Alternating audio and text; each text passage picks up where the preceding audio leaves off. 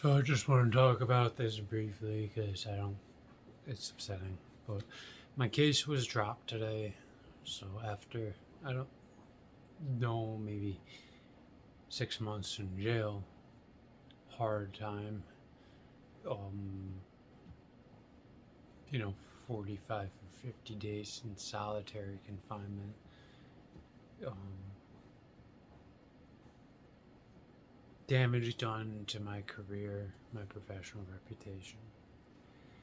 Prevented from voting, prevented from working, um, denied a trial, never got a trial, never got to face my accuser, never got to see the evidence against me.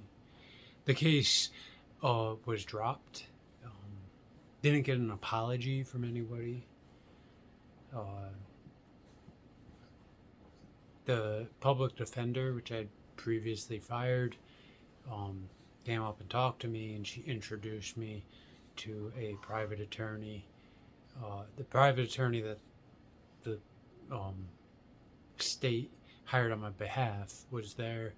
She stood next to me. Judge dismissed my case, and they left.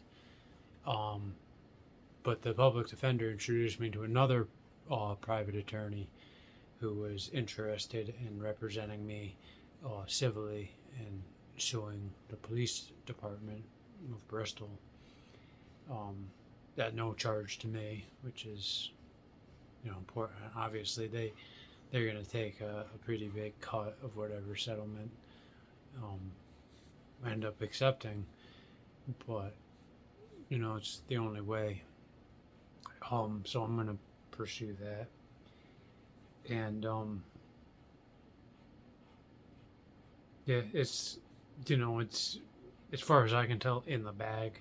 Attorneys, this is how I'm perceiving the system. They wouldn't come up and offer to represent me at no charge if they didn't already know that it's going to profit them to do so. And considering the public defender introduced us and told the attorney that I have a strong civil rights case, it's as guaranteed a settlement as I think you can get when looking at going after the police or going after the state for any financial restitution. So it is what it is. I don't look at it so much as a deal with the devil, because I didn't really make a deal. They dropped the charges, and now I'm going to counterattack, even if it is a chess game more than a real war, because they make the rules and they decide if they want to play or not. But it's not submitting, which is what I didn't want to do. It's actually defending free speech. It's actually fighting back, because you can't defend free speech by just getting beat up. You have to fight back, even if it is a civil lawsuit against the police department. Ruled over by the same people who were, playing those games for a year and a half. I'm not gonna rock the boat. It's just acknowledging it for what it is. So, anyway, back to reality. My e-bike was my chauffeur, my mode of transportation to court today. I'm proud that I took it rather than calling an Uber, even though the weather was kind of garbage.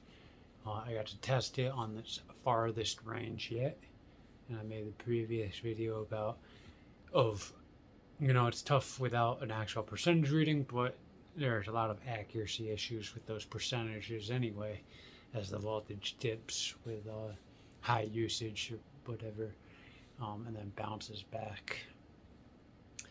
So I'll check it again later. I might bounce back too. I might bounce back to full green lights all across the board. which would indicate a battery capacity above 75%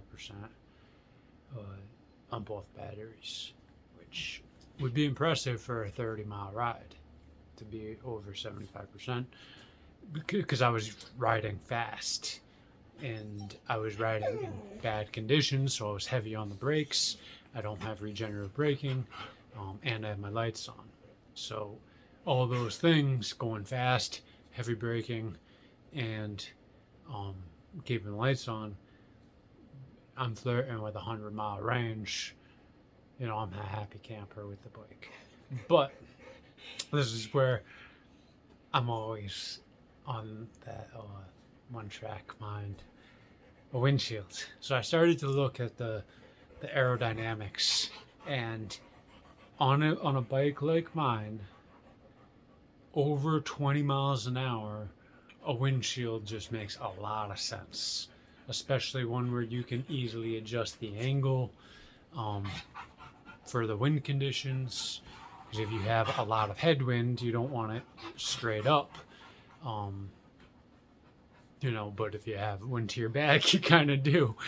Other than that, the what I'm getting is the faster you go, the more benefits you get.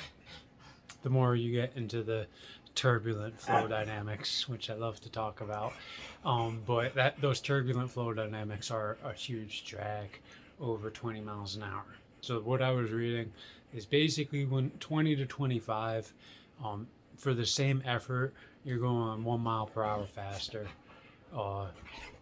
So that should translate to, roughly an improvement of range.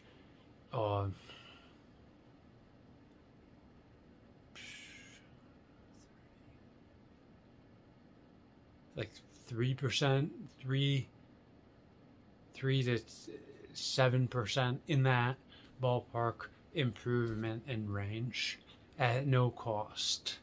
So off the line, it won't give me a benefit, but on those long straightaways, you do get 7% improvement in range, and relatively that's an overestimation, because you're really only getting the benefits on those straightaways.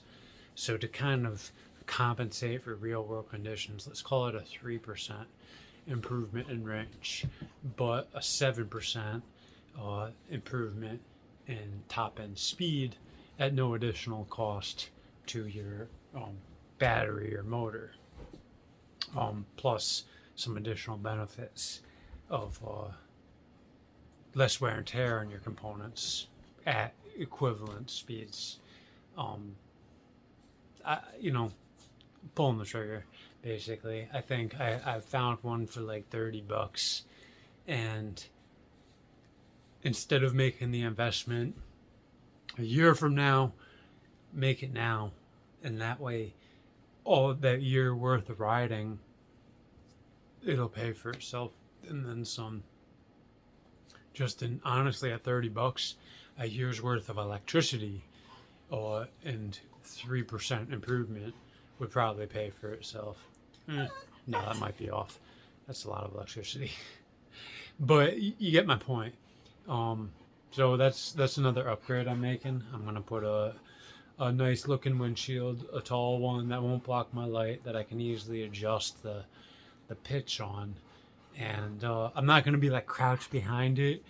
It's just gonna be kind of, if anything, my head's gonna kind of be sticking above it, and it's just gonna kind of be deflecting air around my body. Unless it's really hot out, then I'll change the pitch and take the blow. But really just pure aerodynamics. I think that little bit more top end speed, and if I do go into an aerodynamic position, something to crouch behind, and in that aerodynamic position, at 28, 30 miles an hour in the rain, it would be nice to kind of, because I was definitely like squinting, trying to ride in the rain as the raindrops were hitting me in the face.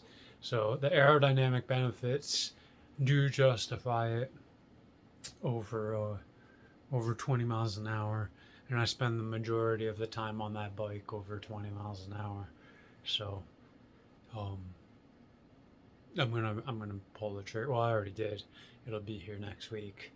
But I got the last one on Amazon that kind of looks cool that I could find.